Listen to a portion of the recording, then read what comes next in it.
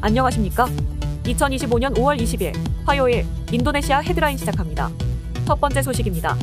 앤서니 앨버니즈 호주 총리가 연임 후 첫 해외 방문지로 인도네시아를 찾았습니다. 그는 15일 자카르타 대통령궁에서 프라보워 수비안토 대통령과 정상회담을 갖고 양국 간 협력 강화를 다짐했습니다. 앨버니즈 총리는 회담 모두 발언에서 인도네시아는 호주에 없어서는 안 될 파트너라고 강조했습니다. 프라보워 대통령 역시 양국 관계가 견고하다고 평가하며 양자, 지역, 글로벌 차원의 협력을 강화할 기회라고 밝혔습니다. 양 정상은 특히 경제 협력 확대와 더불어 롬복 조약을 기반으로 한 안보 협력의 중요성에 대해 논의했습니다. 참고로 롬복 조약은 2006년 체결된 양국 간 안보 협정으로 영토 보전 존중과 분리주의 활동 비지원, 국방 해양 안보 협력 등을 포함하고 있습니다. 양국은 해당 조약을 바탕으로 공동 군사 훈련 등 안보 분야에서 긴밀한 협력을 이어오고 있습니다. 앨버니즈 총리는 이번 협정은 끝이 아닌 더 큰 협력을 위한 시작 단계라며 프라보워 대통령이 이를 실현할 비전을 가진 지도자라고 평가했습니다. 한편 호주 전략정책연구소는 양국 관계가 10년 이상 안정적이었다고 분석했으나 인도네시아의 국제관이 호주와 다소 차이를 보인다는 점도 지적했습니다. 다음 소식입니다. 지난 14일 김홍균 외교부 제1차관은 자카르타에서 아르마나타 크리스티아완 나시르 인도네시아 외교차관과 회담을 갖고 양국 간 전략적 공조 강화를 재확인했습니다. 양국은 조선, 공급망 등 호혜적 협력 가능성이 큰 분야에서의 신규 협력과 국방 방산 분야 전략 사업의 원활한 추진에 공감했습니다. 양측은 수교 이후 50년 이상 다양한 분야에서 이룬 성과를 평가하며 앞으로도 고위급 교류를 통해 특별 전략적 동반자 관계가 지속적으로 발전할 것이라는 데 의견을 모았습니다. 특히 에너지, 식량안보, 후방산업 육성, 인재 양성 등 인도네시아 신정부의 주요 정책과 연계한 협력 강화에 대한 기대를 나타냈습니다.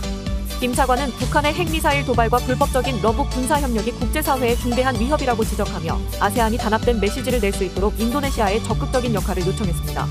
이와 함께 김 차관은 아구스 하리무르티 유도요노 인프라 지역개발조정장관, 아리프 하바스 우브로세노 외교차관과도 별도로 면담을 진행하고 인프라 및 해양안보협력, 국제현안 대응 등 양국의 전략적 협력 확대 방안을 논의했습니다. 다음 소식입니다. 인도네시아 군 당국이 전국 검찰청에 군 병력을 배치하자 인권단체들이 강하게 반발하고 나섰습니다. 군은 검찰의 안전한 업무 수행을 위한 조치라고 설명했지만 인권단체들은 사법 분야에 대한 군의 개입이 민주주의 원칙을 훼손할 수 있다고 주장했습니다. 이번 조치는 아구스 수비안토 인도네시아군 총사령관의 지시에 따라 이루어진 것으로 각 검찰청에 열에서 30명의 병력이 배치됐습니다. 검찰청 측은 2023년 체결된 양해각서에 근거한 협력이라고 밝혔지만 인권단체들은 이 조치가 프라보워 대통령 집권 이후 군부 영향력이 확대되는 흐름과 맞물려 있다고 분석했습니다. 국제엠네스티와 법률구조재단 등은 성명을 통해 군 병력의 파견은 검찰의 독립성을 침해하고 민간 영역으로의 군 개입을 확대할 우려가 있다며 즉각적인 철회를 촉구했습니다. 일부 전문가는 현행 군법상 검찰청은 병력 배치 대상이 아니라는 해석을 내놓기도 했습니다. 군 당국은 이번 배치가 과거에도 있었던 예방적 보안 조치라고 반박했지만 전문가들은 명확한 위협이나 긴급 상황 없이 군이 검찰청을 경호하는 것은 군 임무 범위를 벗어난 행위라고 지적하며 향후 민간기관으로의 군 개입이 더 늘어날 수 있다고 우려했습니다. 다음 소식입니다. 인도네시아 정부가 4월 무역지표 발표를 예정시간 불과 몇 시간 전 돌연 연기해 논란이 일고 있습니다. 통계청은 당초 16일 예정이던 4월 무역통계 발표를 내달 첫 번째 주 중으로 연기하며 데이터 품질 향상을 위한 내부 평가라고 밝혔습니다. 이번 발표는 미국의 새로운 상호관세 논란 이후에 수출입 영향을 보여줄 것으로 주목받고 있었습니다. 경제 전문가들은 발표 연기가 시장과 기업, 투자자들에게 혼란을 줄 수 있다고 우려했습니다.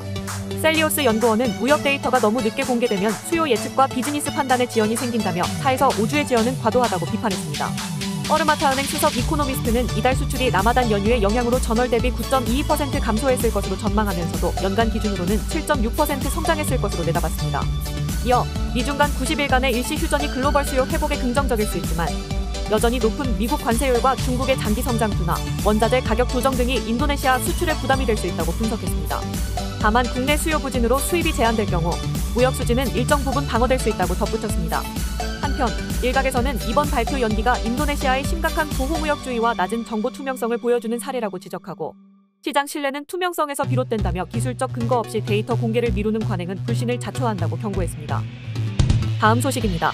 인도네시아 경찰이 전국적으로 불법 조직과 거리 범죄를 겨냥한 대대적인 단속을 벌여 수천 명의 용의자를 체포했습니다.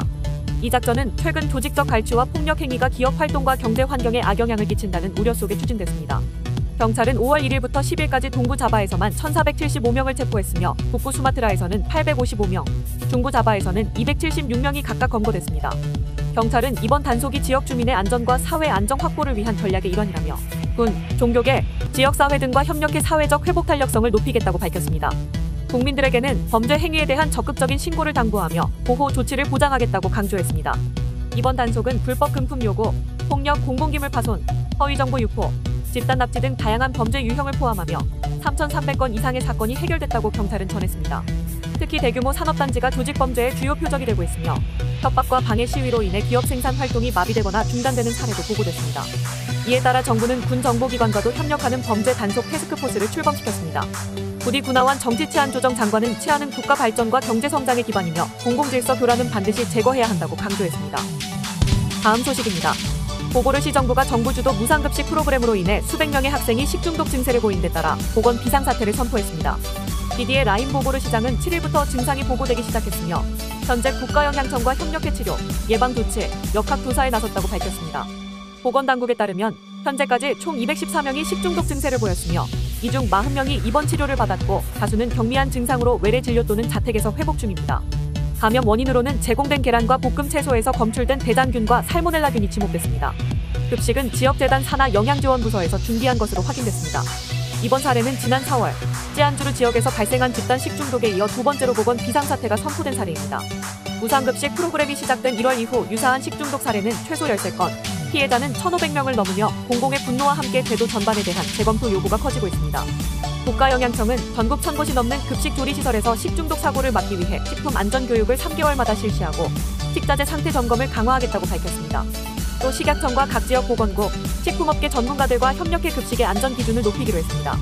아울러 학생들이 식중독 피해를 입었을 때 보상을 받을 수 있도록 보험제도 도입도 추진 중입니다. 하지만 일부 전문가들은 보험제도가 도입되면 급식에 써야 할 예산이 보험료로 빠져나가고 결국 보험회사만 이익을 보게 될 수 있다고 우려를 나타냈습니다. 시청해주셔서 감사합니다. 다음 시간에 뵙겠습니다.